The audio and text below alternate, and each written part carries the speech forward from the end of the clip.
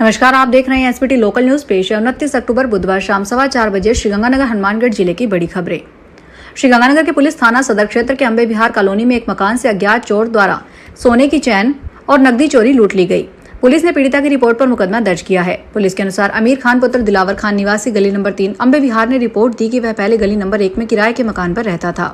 21 मई की रात वह अपनी पत्नी के साथ पास वाली गली नंबर 3 में अपने निर्माणाधीन मकान में सोने गया था। अगले दिन 22 मई को जब वे वापस किराए के घर लौटे तो देखा कि मुख्य दरवाजे का ताला टूटा हुआ था। श्रीगंगानगर जिले में यातायात व्यवस्था को सुरक्षित और सुचारू बनाने के लिए परिवहन विभाग एक बार फिर सख्त एक्शन मोड में है। जयपुर के पास मंगलवार को स्लीपर बस में करंट आने के बाद आग लग जाने से पिता पुत्री की मौत और 7 यात्रियों के झुलसने की घटना से अब फिर सरकारी तंत्र पर सवाल खड़े हो गए हैं।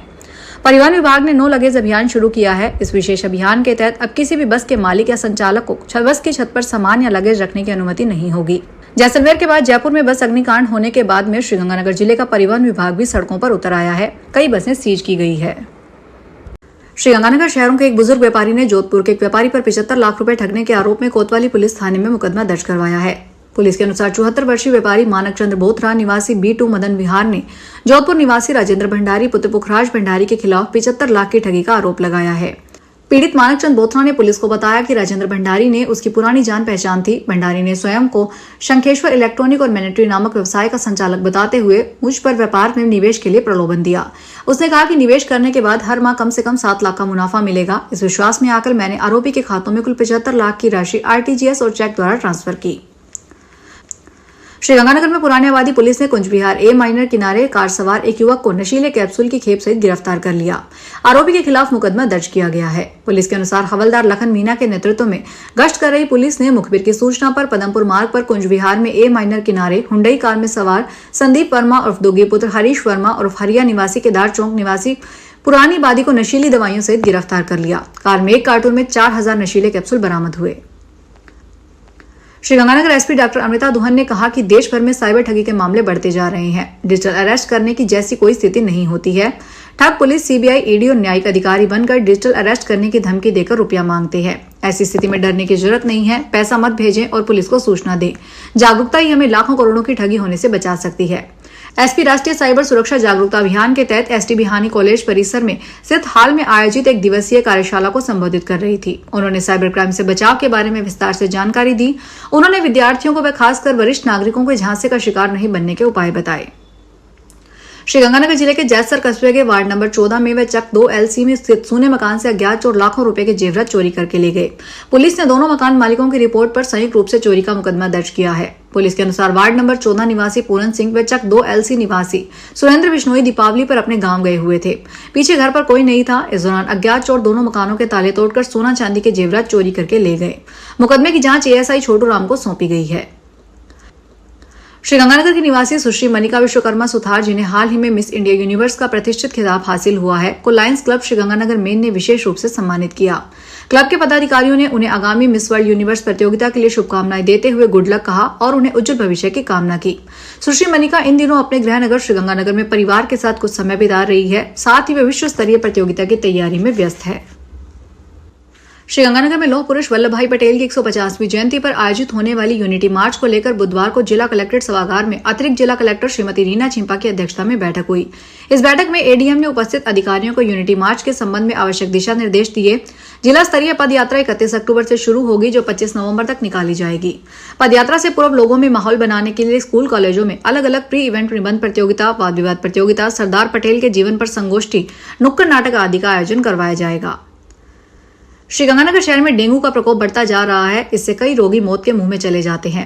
अभी राजकीय चिकित्सालय को छोड़कर कहीं भी डेंगू का एलाइजा टेस्ट नहीं हो रहा। मजबूरी में डॉक्टर्स कार्ड ने NS1, IgG, IgM और कोई भी पॉजिटिव आने पर डेंगू मानकर ही रोगी का इलाज करते हैं, परंतु राज्य सरकार के निर्देशानुसार एलाइजा टेस्ट में पॉजिटिव आने पर ही डेंगू माना जाएगा।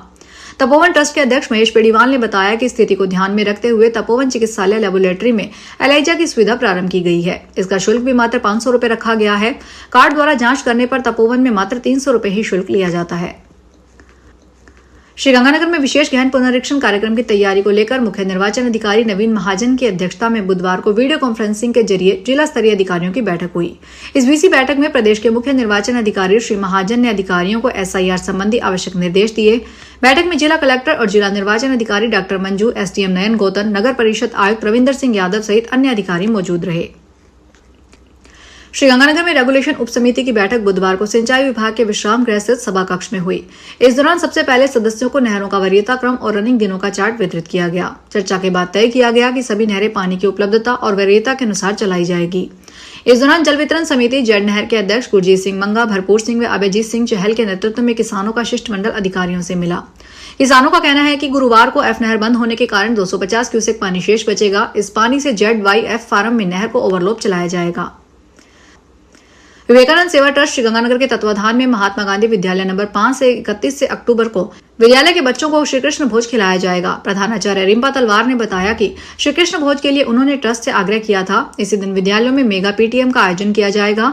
उन्होंने बताया कि इस अवसर पर विधायक जयदीप बिहानी विधायक कोटे से निर्मित कक्षा का भी लोकार्पण करेंगे। समारोह में राष्ट्रीय एकता दिवस पर आयोजित विभिन्न प्रतियोगिताओं के विजेताओं और विज्ञान के केंद्र में उत्कृष्ट उपलब्धि अर्जित करने वाले विद्यार्थियों को सम्मानित किया जाएगा। श्रीगंगानगर में जरूरतमंद बालक बालिका खिलाड़ियों की प्रतिभा को निहारने और उचित अवसर प्रदान करने के उद्देश्य से काइनेटिक गोल स्पोर्ट्स फाउंडेशन की विधिवत स्थापना की गई है। राजस्थान खिलाड़ी व कोच तथा फाउंडेशन के डायरेक्टर भैराराम और सुमित गोधारा ने बताया कि विवेक आश्रम 10 जेड में आयोजित कार्यक्रम में बेसहारा व अनाथ बच्चों के हाथों में पोस्टर का विमोचन करवाया गया। इस मौके पर डायरेक्टर भैराराम ने विवेक आश्रम में रहने वाले जरूरतमंद बच्चों को क्रिकेट सहित विभिन्न खेलों का निःशुल्क प्रशिक्षण प्रदान करने की घोषणा की। पोस्टर विमोचन के बाद बच्चों को फल और अल्पाहार वितरित किया गया। श्रीगंगानगर में अखिल भारतीय सफाई मजदूर यूनियन अध्यक्ष उमेश वाल्मीकि तथा जिला अध्यक्ष अनिल धारीवाल, पूर्व अध्यक्ष सेठी वाल्मीकि के नेतृत्व में शिष्टमंडल ने बुधवार को नगर परिषद प्रशासक और ADM सुभाष कुमार व आयुक्त रविंदर सिंह यादव को ज्ञापन सौंपकर ठेकेदार फर्म श्री यादव एसोसिएट्स को सफाई ठेका देने पर सफाई व्यवस्था ठप कर धरना प्रदर्शन करने की चेतावनी दी। शिष्टमंडल में सफाई कर्मचारी यूनियन अध्यक्ष उमेश वाल्मीकि, जिला अध्यक्ष अनिल धारीवाल, पूर्व अध्यक्ष सेठी वाल्मीकि, विजय लखा, मोनी वाल्मीकि, विकास लोट, करण टाक, करण भाटिया सहित पदाधिकारी मौजूद रहे। श्रीगंगानगर के सिद्ध श्री खाटू श्याम धाम मंदिर सुदामानगर में बाबा का शाम का जन्मोत्सव 31 अक्टूबर से 3 नवंबर तक मनाया जाएगा। इस 4 दिवसीय कार्यक्रम की जोर शोर से तैयारियां चल रही है।